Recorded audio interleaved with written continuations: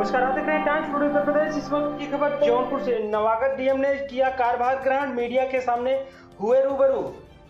जी आपको बता दें कि शुक्रवार और शनिवार की देर रात जनपद जौनपुर के जिलाधिकारी बनाए जाने के तत्काल बाद ही शनिवार को दोपहर में जौनपुर पहुंचकर नवागत जिलाधिकारी डॉक्टर दिनेश चंद्र ने कोषागार में पहुंचकर जिलाधिकारी का कार्यभार ग्रहण करने के पश्चात बताया कि उत्तर प्रदेश के यशस्वी मुख्यमंत्री के नेतृत्व में प्रदेश के अंदर संचालित सभी योजनाओं का क्रियान्वयन करना एवं कृषि के क्षेत्र में किसानों से जुड़ी हुई योजनाओं के क्रियान्वयन हमारी प्राथमिकता रहेगी। वहीं यह भी कहा कि जन शिकायतों का निस्तारण, राजस्व वादों का निस्तारण, सोशल शिकायतों का निस्तारण तेजी से कराया जाएगा। इसके अलावा नवागत डीएम ने सबसे महत्वपूर्ण बात बताई कि वह आम जनमानस के लिए 24 घंटे उपलब्ध रहेंगे। उन्होंने बताया कि हम महात्मा अंकुर की धरती बिजनौर के रहने वाले हैं, इसलिए पूरी संवेदनशीलता के साथ काम किया जाएगा।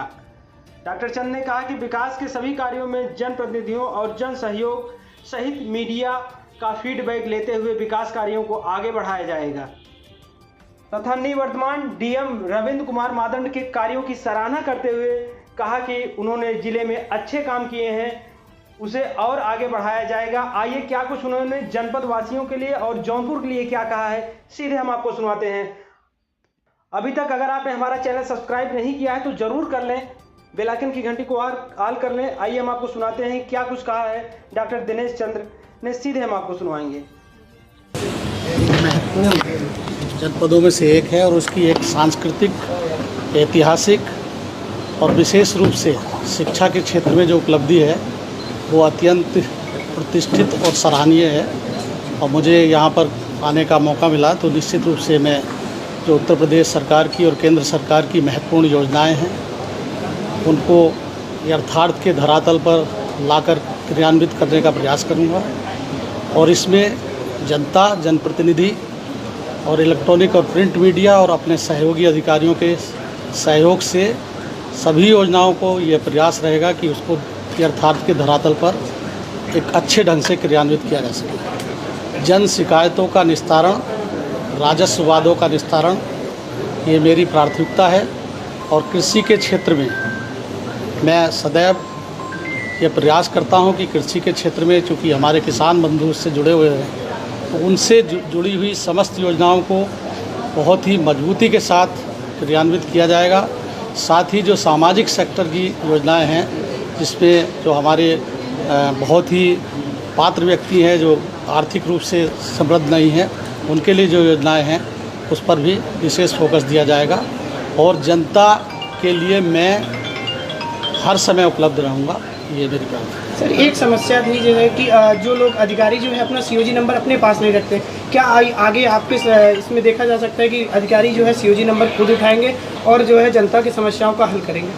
निश्चित रूप से सीयूजी नंबर इसीलिए दिया जाता है कि वो पीड़ित व्यक्ति कोई अगर उस पर कॉल करता है तो उसको उठाया जाए और उसको समयबद्ध तरीके से उसको सुनकर निस्तारित किया जाए। लेकिन कभी कभी ऐसा होता है कि किसी राजस्व के कार्य में, न्यायालय में व्यस्त है या कहीं मीटिंग में व्यस्त है, तो ऐसी स्थिति में वो मोबाइल फ़ोन साइलेंट मोड पर रहता है या किसी को दिया जाता है। लेकिन मेरा सभी अधिकारियों को निर्देशित मेरे स्तर पर रहेगा कि जो शासन की प्राथमिकता है कि सीयूजी को उठाएं और उसको रेस्पॉन्ड करें प्रॉपरली। जौनपुर में भू विवाद बहुत ज़्यादा है, तो भू माफियाओं को लेकर क्या रहेगा? भू माफियाओं के प्रति सरकार बहुत ही संवेदनशील है और सजगता से, दृढ़ता के साथ कार्रवाई करने के लिए प्रतिबद्ध है। और मैं अन्य जनपदों में जहाँ पर भी रहा हूँ, भू माफियाओं के खिलाफ शासन के निर्देशों पर बहुत अच्छी कार्रवाई की है और उसको यहाँ बताना उचित नहीं है, आप सब जानते हैं।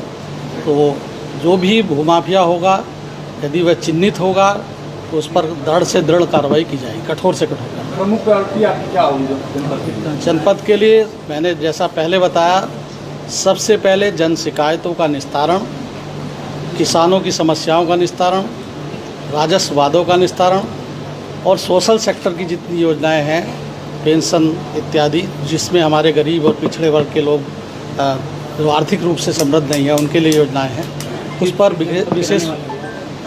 मैं रहने वाला हूं जनपद बिजनौर का, जो विदुर की जन्मभूमि है, महात्मा विदुर की, और इसलिए हमारा जो विचार है वो हमेशा संवेदनशील और सांस्कृतिक विरासत को लेकर आगे काम करने का है और बहुत ही संवेदनशीलता के साथ ठंडे दिमाग से काम करने के लिए प्रतिबद्धता हम जाएंगे। कौन से बैच के अधिकारी और किन किन जिलों में रहना? मैं स्टेट सिविल सर्विस से 97 बैच का हूँ और फिर IAS में 2012 बैच मिला है।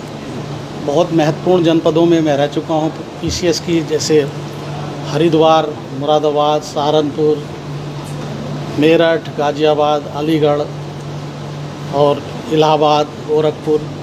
जिलाधिकारी के रूप में कानपुर देहात, बहराइच, सहारनपुर और ये चौथा। सिविल लाइन की समस्या यहाँ पे देखिए, अभी आए हैं, आपका फीडबैक लिया जाएगा, अधिकारियों से और जनप्रतिनिधिगण से समन्वय स्थापित किया जाएगा और बिना जनप्रतिनिधि के सहयोग से या जनता के सहयोग से या आप लोगों के फीडबैक के माध्यम से किसी भी समस्या को निस्तारित करने की दिशा में तभी सार्थक कदम उठ सकता है जब उसको हम गहराई तक जाने की उसका मूल कारण क्या है और कैसे उसका निस्तारण हो सकता है। वर्तमान में माननीय मुख्यमंत्री जी के नेतृत्व में जितनी भी योजनाएं हैं उस पर दृढ़ता से कार्यान्वित किया जाएगा उनको और पात्र व्यक्तियों को लाभान्वित किया जाएगा।